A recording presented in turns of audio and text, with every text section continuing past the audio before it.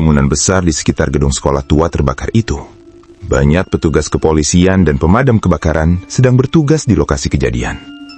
Para guru dan murid hanya bisa berdiri dari kejauhan, menyaksikan apa yang telah terjadi pada sekolah mereka. Setelah melakukan pemeriksaan awal, pihak kepolisian tidak menemukan sesuatu yang janggal dari kejadian tersebut. Di dalam gedung yang sudah setengah runtuh itu, salah satu petugas pemadam kebakaran melihat sebuah api kecil yang masih menyala di sudut lorong. Ketika ia hendak menyemprotkan air, selang pemadam ternyata tidak cukup panjang untuk menyangkau titik api tersebut. Karena menurutnya hanya api kecil, petugas itu memutuskan untuk mendekat sambil membawa tabung APAR. Namun, saat ia melangkah perlahan menuju api itu, tiba-tiba lantai yang ia injak runtuh. Tubuhnya terjatuh menembus lantai yang rapuh hingga ke lantai bawah. Tubuh petugas itu langsung tertancap pada sebatang kayu runcing yang berdiri tegak di antara puing-puing bangunan. Belum sempat ia berteriak meminta tolong, matanya tiba-tiba tertuju pada sosok anak kecil yang wajahnya sangat menyeramkan di hadapannya. Sementara itu, di luar gedung, tim penyelamat mengira semua sudah aman dan api telah sepenuhnya padam. Mereka pun berkumpul di tengah lapangan untuk melakukan absensi sebelum kembali ke markas mereka masing-masing.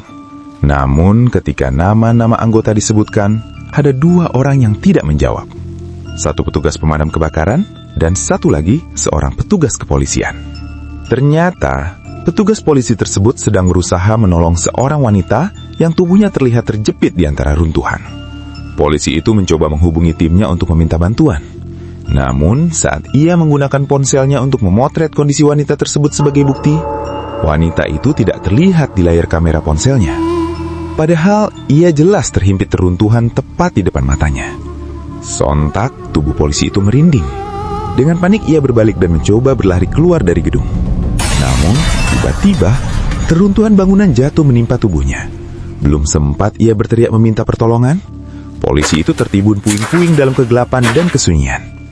Karena kedua petugas tersebut tidak bisa dihubungi, dan tim di luar sudah menunggu terlalu lama, beberapa anggota akhirnya diutus untuk masuk kembali ke dalam gedung mencari mereka. Namun anehnya, setelah seluruh area ditelusuri dengan teliti, tidak ada jejak dari kedua petugas tersebut.